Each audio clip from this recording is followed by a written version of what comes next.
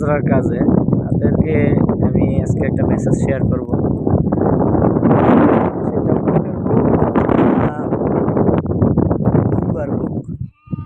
এটা একটা দুম্বার খামার। এই যে বাচ্চাগুলো এখানে শুয়ে আছে, দুম্বার বাচ্চাগুলো এগুলা এখানে বাউন্ডারি দিয়ে এখানে বাইদা রেখে গেছে, বড়গুলা নিয়ে গেছে চড়ানোর জন্য।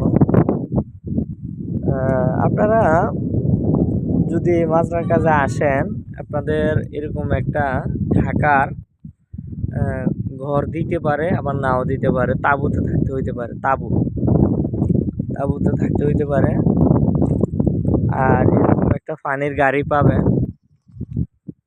তো ওই পানির গাড়িতে এই যে এখানে একটা ডালা আছে, এই যে ডালা, এই যে ডালাটা দেখলেন, এই ডালার উপরে একজন রাত্রে ঘুমায়। এই যে এইখানে মানুষ রাত্রে ঘুমায়। চিন্তা করেন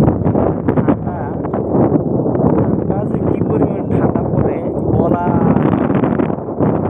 তো এই হইল আপনার সৌদি আরবের মাজরা আর কি। হ্যাঁ, আর এই যে এখানে দেখেন একটা চৌকির ভিতরে আছে, এখানে একজন ঘুমায় রাত্রে। একদম খোলা আকাশের নিচে, রোদ বৃষ্টি, এখানে তো বৃষ্টি হয় না। তো আপনার এই যে ঠান্ডা মানে যে বাতাস, যেই পরিস্থিতি, এই পরিস্থিতিতেও আপনাকে ঘুমাইতে হবে এরকম খোলা আকাশের নিচে। তো যার কেউ যদি আসেন, মাজরা কাজে আসেন, আপনি বুঝে শুনে আসবেন। এই হচ্ছে আমার কথা আর কি। আপনাকে খুব সুন্দর সুন্দর কথা বলে নিয়ে আসবে, আনার পর দেখা গেছে যে কোনো কথার সাথে কাজের সাথে কোনো কিছুই মিল থাকবে না। যে এখানে চুলা টুলা আছে, এখানে রান্না করে খাওয়া যায় ঠিক আছে, কিন্তু যে অমানবিক বসবাস, এটা আসলে সম্ভব সবার জন্য না আর কি। আপনার খাবার দাবার যতই ভালো দেখ, যত কিছুই দেখ, একবারে একা একা থাকা। আর এটা হচ্ছে যে একদিন 2 দিন 3 দিন না, যেদিন বিমান থেকে নামবেন সেদিন থেকে আবার যেদিন আপনি বাড়িতে যাবেন, এর ভিতরে কোনো ছুটি নাই। 24 ঘন্টা ডিউটি। আপনি ঘুমাইলেও আপনার ডিউটি চলবে। বলে ঘুমাইলে আবার কেমনে ডিউটি চলে? ঘুমাইলেও আপনাকে খেয়াল রাখতে হবে যে কোনো চোরটা আইসা আপনার এখান থেকে কোনো কিছু নিয়ে যাচ্ছে কিনা, মানে আপনাকে কান সজাগ রাখতে হবে।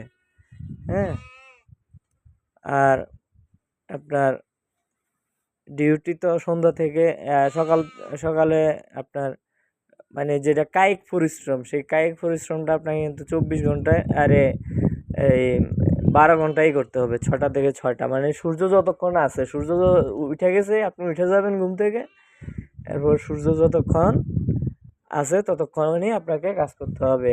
বরঞ্চ সূর্য ডুবার পরেও আপনাকে কাজ শেষ না হলে কাজ করতে হবে। তো কাজগুলো কি কি, সেগুলো হচ্ছে যে আপনাকে ছাগলগুলো দোয়াইতে হবে। হ্যাঁ, ছাগল দোয়াইতে আপনার 200, 250, 300, 400, 500, 600 ছাগল যদি থাকে, আপনাকে বাংলাদেশ থেকে বলবে যে 50টা ছাগল, 60টা ছাগল, কিন্তু আসার পরে দেখবেন যে 600 ছাগল, 500 ছাগল, 200 ছাগল, 250 ছাগল, 300 ছাগল। কথার সাথে কাজের সাথে কোনো মিল পাবেন না। তো সেজন্য খুবই সাবধান। আসার আগে বুঝে শুনে জেনে সব কিছু জেনে সে আসবেন। আসার পরে যেন হাই হুতাশ করতে না হয় আর কি। হ্যাঁ, তো 600 ছাগল আপনাকে সবগুলোই দেখতে হবে সারাদিন। দেখার পরে এরপরে সকালে একবার দোয়াইতে হবে, দুধগুলো দোয়াইতে হবে, আবার সন্ধ্যার সময় আরেকবার দোয়াইতে হবে। তো এই হচ্ছে পরিস্থিতি আর কি।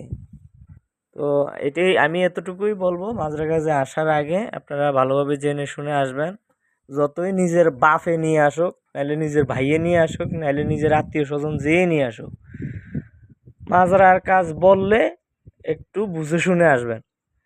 এটা যদি আপনার ইয়া হইতো, ক্ষেত খামার হইতো, তাও আপনাকে 6টা to 6টা, এই যে রোদ, সারাক্ষণ এই রোদের ভিতরে আপনাকে থাকতে হবে।